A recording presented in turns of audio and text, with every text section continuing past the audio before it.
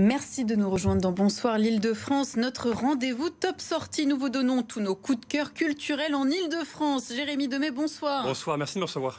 Vous êtes un de nos coups de cœur du coup et vous êtes humoriste. Vous jouez en ce moment au Théâtre de la République votre spectacle Enfant vivant. Qu'est-ce que vous allez nous raconter sur scène?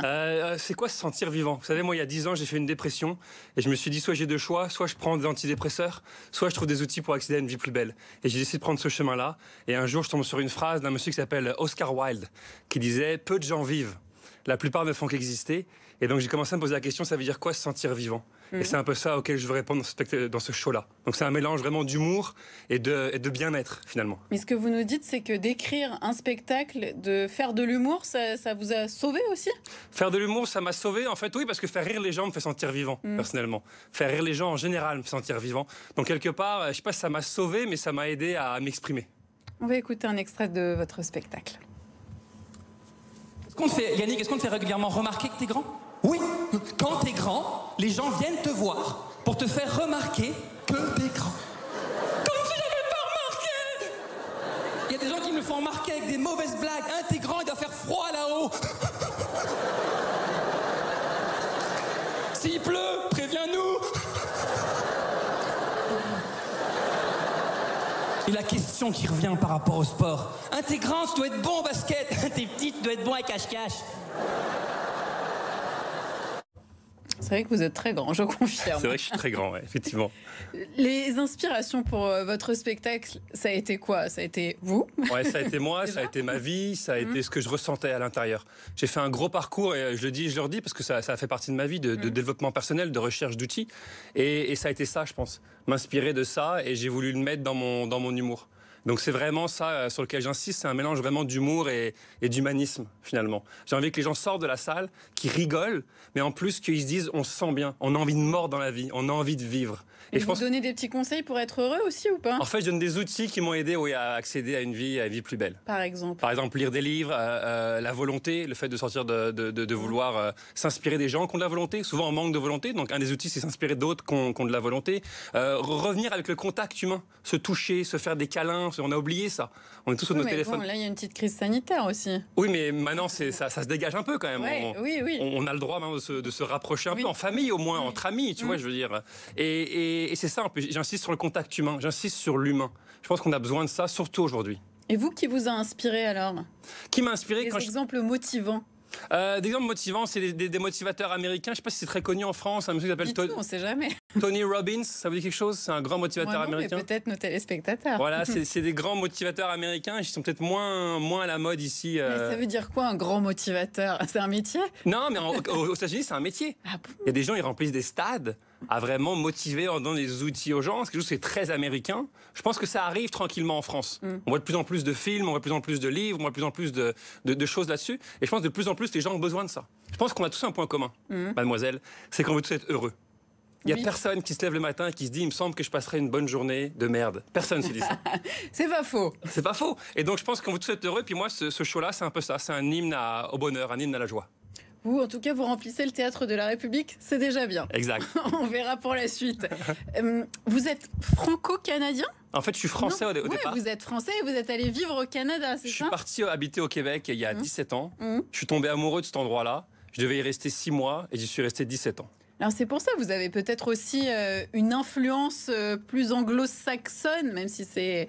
Le Québec, c'est la partie française du Canada, enfin, on parle français. Est-ce que justement ça a changé votre façon de réfléchir, votre façon d'écrire aussi? Ouais, c'est différent. La façon de s'exprimer au Québec est différente. La façon, même français, on sait que l'accent québécois pour les Français, c'est un peu un accent spécial.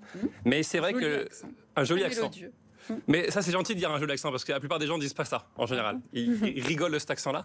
Mais non, l'écriture en québécois est différente, la façon de parler est différente. J'ai dû un peu réapprendre ça en France. C'est bizarre, hein? C'est mon pays ici. Mais qu'est-ce qui est différent ce sont les tournures de phrases, l'état d'esprit ou... Le québécois, pour toucher le québécois, il faut passer par le cœur. Pour toucher le français... Il faut passer par où? Par l'intellect. Ah. Le français aime beaucoup les mots. Le québécois rentre vraiment dans l'émotion. Alors que le français, il faut passer par ici pour toucher le cœur. C'est ça que j'ai compris. Et donc, à partir du moment où on passe par l'intellect, on peut toucher le cœur des Français. Mais il faut passer par là. Vous êtes revenu donc vous installer à Paris assez récemment? Je suis revenu en décembre. Ah oui, Donc c'est très très récent. C'est tout récent. Ah ouais. Ça fait quoi alors de retrouver la capitale? Vous vous y sentez comment? Et ben c'est la première fois que, en fait, je suis né ici au départ, mais ensuite je suis parti vivre à Dijon. Retour aux sources. Retour aux sources. Ensuite, j'ai vécu à Dijon pendant 18 ans. Et après, je suis parti à l'étranger. Et ben, c'est hyper agréable de reconnecter avec mon pays natal. Ça me fait un bien fou. J'avais oublié en fait ce que c'était de vivre en France. Et ça me fait un bien énorme. J'adore. Et vous aimez Paris? Pour quelle raison? Et j'aime Paris pour la trottinette. Je pense que je suis le seul adulte. Ah, c'est très rare. Je sais. Je suis le seul adulte de 39 ans qui adore. Ah, et j'assume, hein, j'adore. Je suis heureux. Je me mets sur une trottinette, je chante, je suis joyeux. Faut être prudent. Faut être prudent, bien sûr. C'est vrai. Mais ça me rend profondément joyeux. Alors que je sais que tout le monde se fout de ma gueule.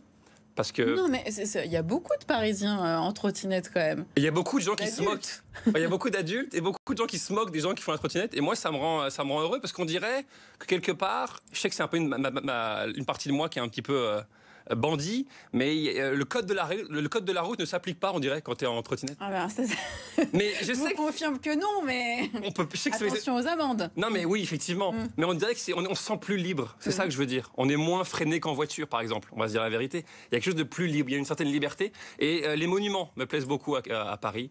Là, vous avez le loisir de les admirer sur votre trottinette. Exactement. Ils sont magnifiques. Et puis la nourriture. Tout le monde mange tout le temps à Paris. J'avais oublié ça. À chaque coin de rue. C'est sympa. C'est génial. La France, en fait, c'est un pays merveilleux. Votre plat préféré? Mon plat préféré, moi, je pense que c'est pâtes au ketchup. Du coup, pas très français, mais c'est pas grave. Bah, je sais pas, ça vient depuis que je suis tout petit, j'ai toujours aimé les pâtes au ketchup. Mais j'aime la France et je pense qu'on a besoin de rire en ce moment, par-dessus tout. On a besoin de rire. C'est ce que j'allais vous demander. Vous attendez quoi de votre public? Qu'il ressorte, qu'il reçoive quel message plutôt? En fait, je voulais faire rire parce que c'est un show d'humour, ça c'est évident. Mais je veux qu'ils sortent vraiment avec une envie de sourire, avec une envie de mordre dans la vie. J'ai envie qu'ils sortent de là avec plus que j'ai rigolé, avec j'ai envie d'être heureux, j'ai envie de redonner un sens ou donner un sens à ma vie finalement. Parce qu'on n'a pas beaucoup de temps sur cette terre, ça c'est un fait, et autant l'utiliser à bon escient. Et c'est ça que j'ai envie d'inspirer au monde. On peut vous retrouver donc au Théâtre de la République, boulevard Saint-Martin, Paris 3e. 10e. Ah, c'est pas dans le 3e? Je me trompe pas, c'est Place de la République, dans le 10e, il me semble. Hein. Moi, je me trompe. D'accord, bon, bah, excusez-moi, je me suis trompée d'adresse. Vous êtes là pour me corriger. Vous pouvez nous donner vos dates encore? C'est le jeudi et le samedi à 21h30. À 21h30, et il y a encore des places disponibles? Oui, bien sûr, bien sûr. On peut aller les réserver sans problème. Exactement. Merci beaucoup, Jérémy Demé, d'avoir été avec nous ce soir, de nous avoir communiqué votre énergie et votre motivation. Merci à vous. Allez, tout de suite, ce sont nos coups de cœur.